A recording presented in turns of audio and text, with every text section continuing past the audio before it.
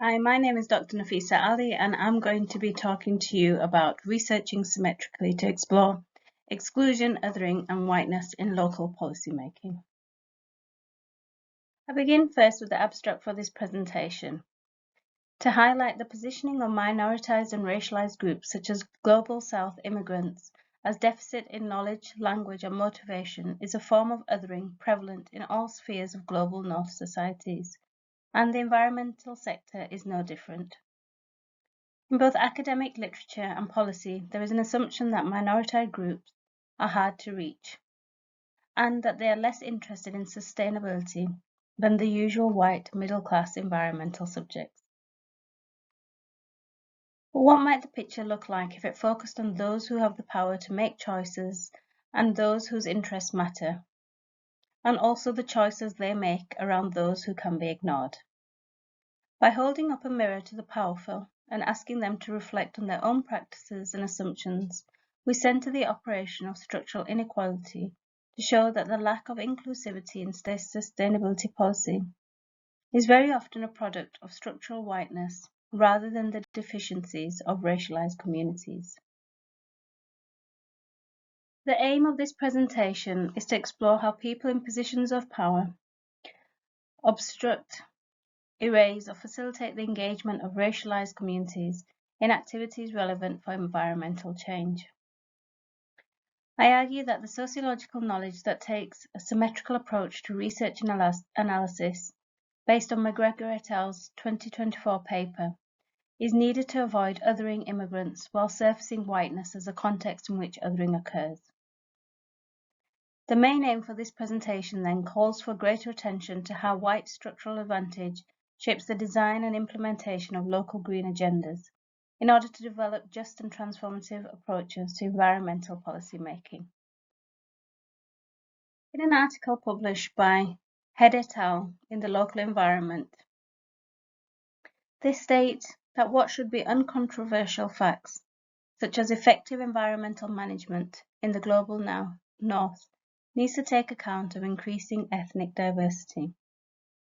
Given that growing levels of immigration from south to north are driving an increase in diversity in many cities, an important yet underdeveloped area of research is the migration sustainability nexus.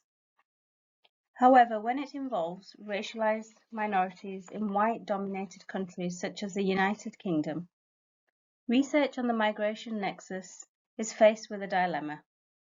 On one hand, centering the experiences and knowledges that have tended to be invisibilized is an important contribution to the study of environmental governance.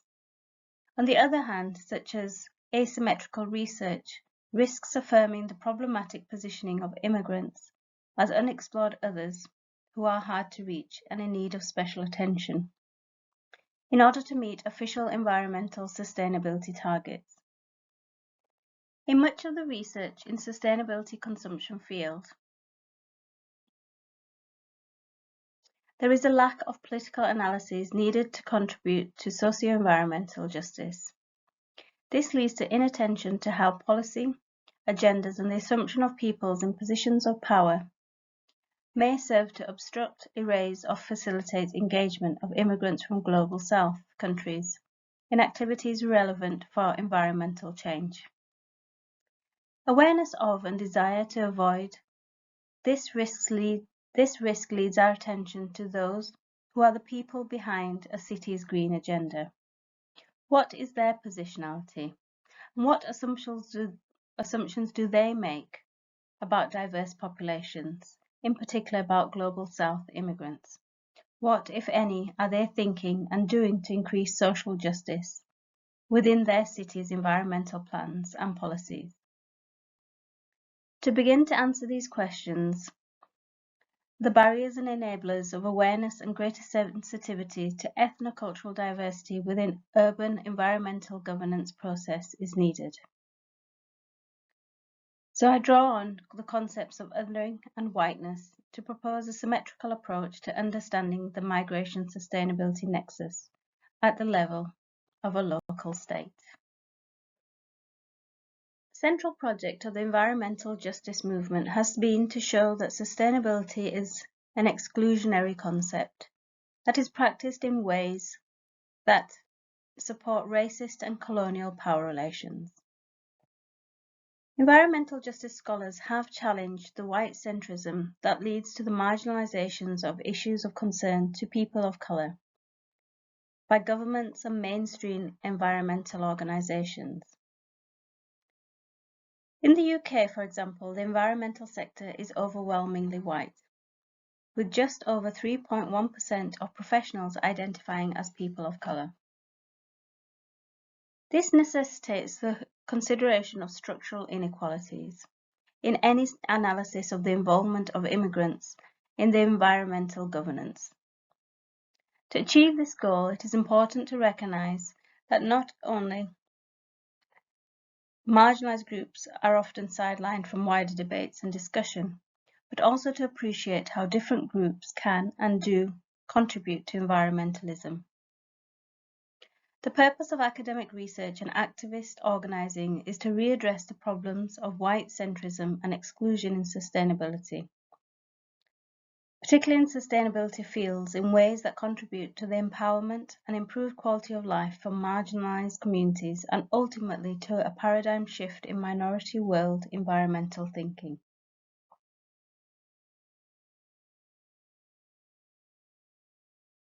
Therefore, presenting the case for symmetry is important. As Head et al.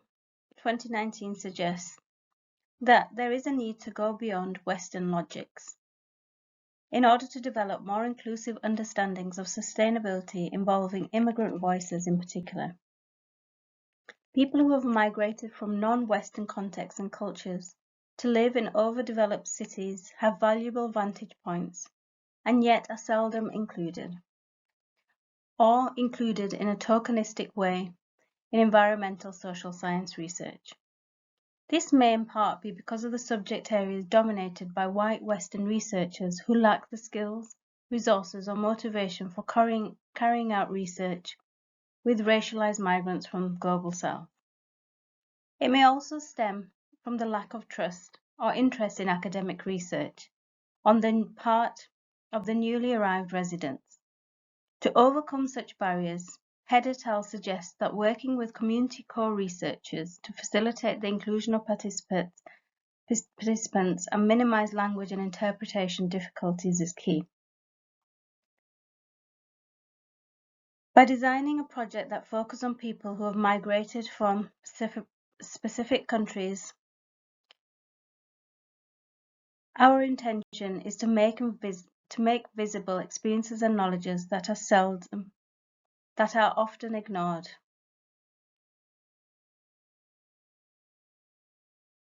Because we take seriously the tension between wanting to centre those who have been marginalised on one hand, and then the risk of othering that comes with the move on the other hand, we have developed a symmetrical approach to the research. By including interviews with local politicians and policymakers as a way to balance and contextualise our focus on immigrant communities, we set out the theoretical case for symmetry as part of a normative commitment to social transformative knowledge production that should be informed in research in the environmental and climate justice fields. See McGregor et al. 2024. In social interactions, symmetry suggests reciprocity and fairness between equals, whereas power relations are asymmetrical, with one side being subordinate to the other. Studying only one side of a two-way relationship that is fundamentally unequal leads to a particular account of what is going on, which can hardly lead to constructive or effective responses. Because power is relational and marginalization is a process that involves some who are pushed to the margins and some who are actively doing or benefiting the pushing, a symmetrical approach is necessary for the comprehension of a critical analysis. This means studying powerful and the powerless at the same time. We see it as working in conjunction with intersectionality in social analysis, which allows renewed visibility of those being examined through prospects of equality, fairness, and social justice. Most importantly, taking a symmetrical approach is a strategy to avoid othering in research. So othering can be looked at through social inequalities and marginalization that are reproduced and produced through active processes that involve agency. So the concept of othering is important to discuss. Othering is a discursive mechanism that attaches the markers of inferiority and worse to difference in order to justify exclusion. Othering is a process that can involve treating heterogeneous groups as homogeneous category, affirming stereotypes, obscuring complex histories and cultures, and maintaining social distance from those seen as others. Scholars such as Stuart Hall and Edward Said explain that othering as part of Eurocentrism and everyday racism. In research that troubles inequalities and the production of marginalized others, it seems more common to study those who are on the receiving end of these processes. For example, feminist research studies, women, queer studies focus on LGBTQI+ people, and anti-racist and post-colonial research seeks to center the experience of colonized people of color. While important work, it is not without tensions and pitfalls. In critical methodology, there is awareness that when researching with people from marginalized groups, the desire to know the other can be a potential source of dominance. It is therefore important to design research that mitigates the potential unintended consequences. Cortez, Williams, and Damiano 2020 offer a detailed framework for analyzing the significance of whiteness to the field of urban policy and planning. Whiteness as economically valuable, socially invisible, and structurally doable. Recognizing its invisibility, they argue, is a key strategy for understanding its operation. Racialized social identities can be understood as products of racialized power, and particularly power imbalances. Accordingly, whiteness, and what it means to be white, is a dynamic social construct that white people wield and deploy for social and political gain, in contrast to a racialized subordinated other. By surfacing whiteness, it may become possible to see how it has afforded its beneficiaries political advantage and other forms of privilege. It is also important to examine how privilege allows white people to be ignorant about certain unpleasant truths about the social world. The philosopher Charles Mills describes this unknowing as white ignorance, afforded by racial privilege. Referring to the US context, Lies claims that white Americans routinely wield their racial identities in policy decisions. And when constructing an understanding of their social worlds, despite widely held beliefs and claims to be color blindness. Criticism of the unacknowledged whiteness of environmentalism and environmental policy has been growing in recent years in the UK after about 2 decades of relative silence, at least in academic environmental fields. A discussion of the historical construction of environmental whiteness in the UK is beyond the scope of this presentation, but significant work has been done within the field of geography to document and analyze its contours. A notable example is Agerman's 2001 discussion of the exclusivity of sustainable development policy in the UK. He shows the existence of a stereotype of ethnic minorities being confined to impoverished urban environments, reluctant to engage in the wider environmental agenda, and unskilled in the specialized disciplines involved in environmental protection.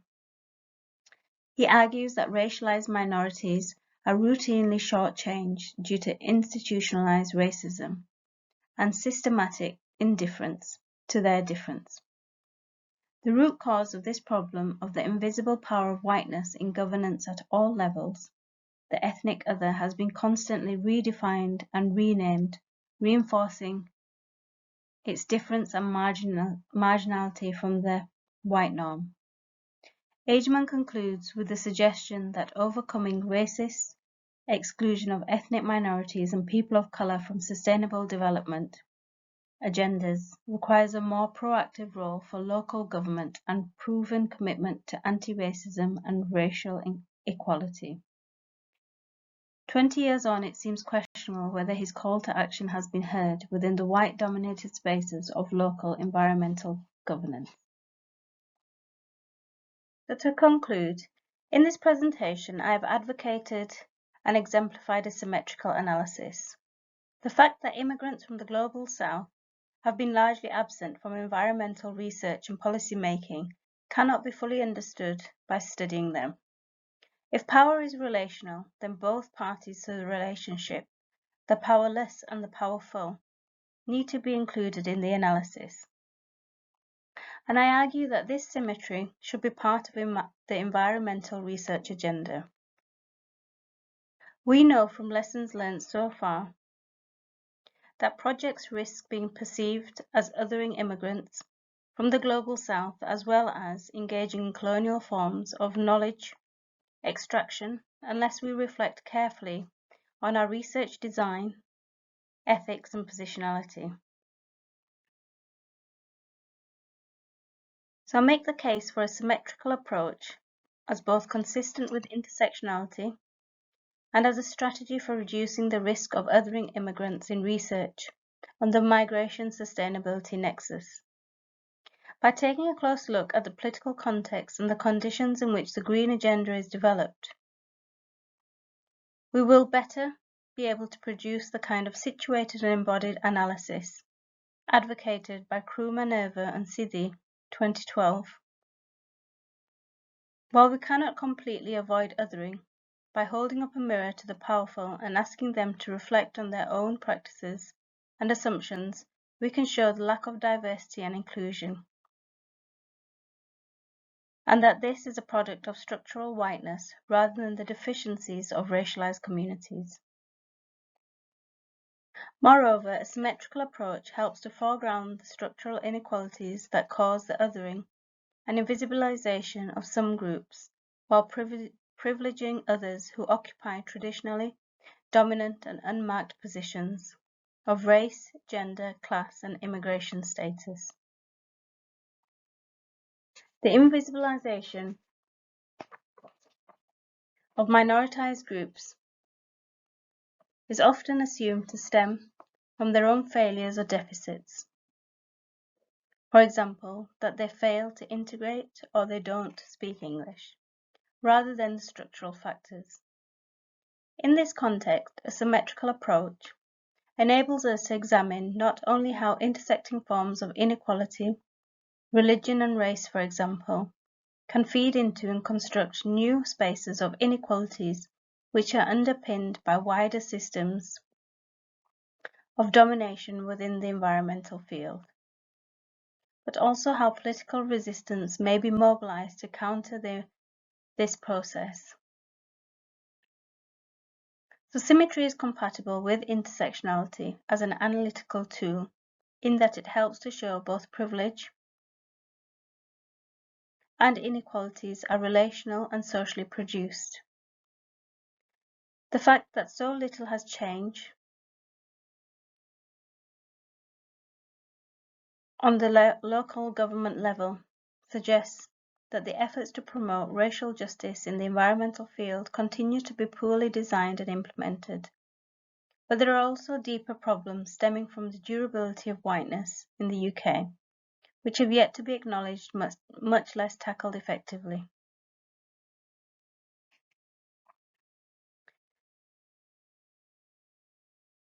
In this context, EDI, equality, diversity and inclusion strategies, can only be tokenistic or shallow because there is very little genuine understanding of what marginalized communities know, want or able to do. The issue is frequently framed as the lack of presence of people of color rather than the omnipresence of whiteness with all its assumptions and privileges. As a result, there is little scope for widening decision-making power, let alone relinquishing it.